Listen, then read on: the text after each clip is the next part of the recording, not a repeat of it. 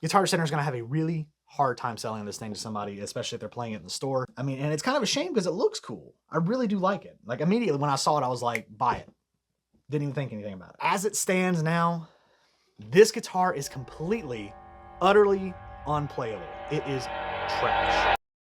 So this guitar might just be the most ass guitar that I've ever bought on Guitar Center. Now, I hear you. I hear you disheveled commenters down there. And I know what you're going to say. You're going to say, why are you taking this time to talk about this cheap $200 Chinese-made blah, blah, blah, blah, blah. I'm doing it to kind of warn you or maybe other people that may be in this position. So this is another one of those Guitar Center used horror stories, and this is one of those things that you need to take into consideration if you're buying something, not just from Guitar Center used, but just used in general on an online market space. So Reverb, eBay, Guitar Center used, things like that. You got to keep this kind of stuff in mind. Something can look cool, but that doesn't mean it's going to be cool. So what is the subject of our beratement today? It is this. It is this BC Rich Son of Beast, which I believe, I don't know much about BC Rich at all. Basically, this is the smaller version of the War Beast, I believe, or maybe just the Beast, Son of Beast, I don't know. But looks really cool, right? It's got the proper BC Rich headstock. I just stabbed the hell out of my finger on one of those strings. I hope I don't get tetanus.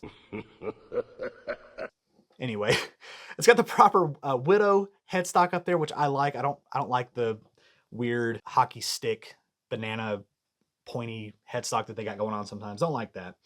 It's missing the truss rod cover, but this is an Avenge. I believe that's what it's called. The fretboard on this one is not as dark as some of the pictures that I've seen on other versions of this, but that's okay.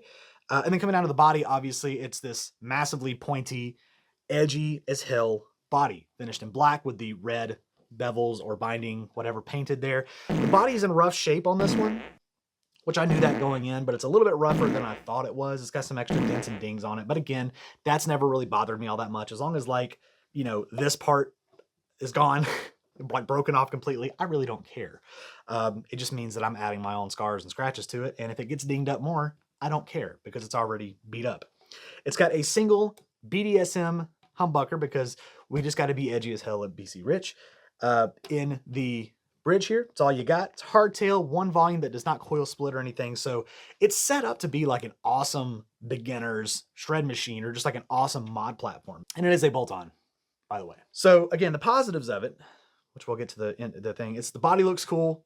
It's beat up. It looks really cool. It's got the proper headstock on it. And the inlay work is really cool too. It's got like bats or whatever on it. But anyway, so here's the problem with this one. And again, you need to take this into consideration when you're buying something. And I would say this is more for Guitar Center used, just because this is where you're going to see this problem a lot, but take it for everything. This thing suffers from the two things that you don't want to see in a used guitar. And that has to do with the neck. The neck on this one is warped and it has a broken truss rod. That's right, folks. I got one. Of all this time that I've bought guitars in my lifetime, I've never had that issue happen that I can recall, because I've never made a video on it that I've, whatever. But anyway, so yeah, so if you take and you look down the neck kind of like that, right?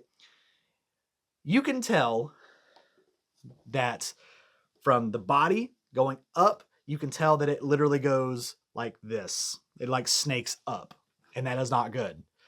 Can you fix that? Maybe, but it is way more work than it's worth, especially on something like this. Could I just change the neck? Yeah, it's a bolt-on. You could, in theory, change the neck, but it's not worth it to me to do that. Maybe to somebody else it is, and I'm going to return this thing because I literally just got this thing. So I'm well within my 45 days to take it back, and I'm going to return it because I don't want to deal with it, and it's unplayable. So there's a couple of other things wrong with it, but that is the main thing. I did try to make the truss rod adjustments, and it just spins and spins and spins and spins and spins. So it is broken. It's gone. Someone stripped it. Probably someone that didn't know what they were doing. But again, there are other things that are wrong with it, all on the neck. So there is no fret sprout on this neck, all the way up here. But when you get to the first one, this first fret is strange. It looks like somebody had to re-glue it in. It looks like somebody took a knife to it and chipped it. It looks like somebody tried to refret this thing and failed tremendously. I don't know what it is, but that first fret is destroyed.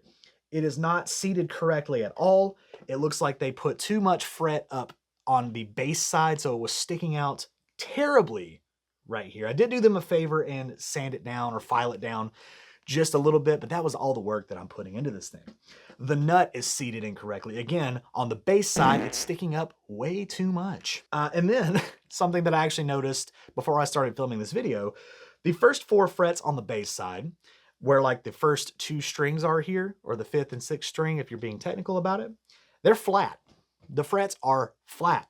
So it's flat and then it curves up into a regular fret. So this thing's got problems all around. This thing just needs a new neck.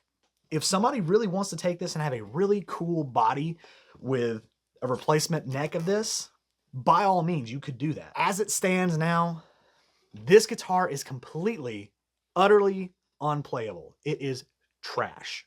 Now, again, I don't know if the electronics work. I'm not even bothered to plug this thing in. There's no point. But yeah, this thing is trash. It really is.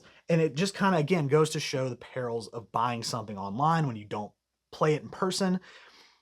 More times than not, I've had luck with getting something used that I don't, but I know what to look for. I know kind of how to judge things based on how to buy it online. And I made a video a while back of how to buy online gear and nobody watched it, but maybe I'll make another one. Maybe it's time to do that. I don't know, give you my tips on it. If you'd like to know more about that or like to see a video, leave me a comment down there. But yeah, this thing's gonna go back to Guitar Center. I just thought I'd jump on here and kind of warn you guys that if you see this BC Rich Son of Beast, in fact, the serial number 61001198. Keep an eye out for that one, folks. Guitar Center is going to have a really hard time selling this thing to somebody, especially if they're playing it in the store, because if somebody like me buys it and they try to play it and they're experienced enough to know that something's wrong with it, it's just going to keep going back and keep getting cycled through until somebody decides, I'm going to change the neck on it. So just be careful out there.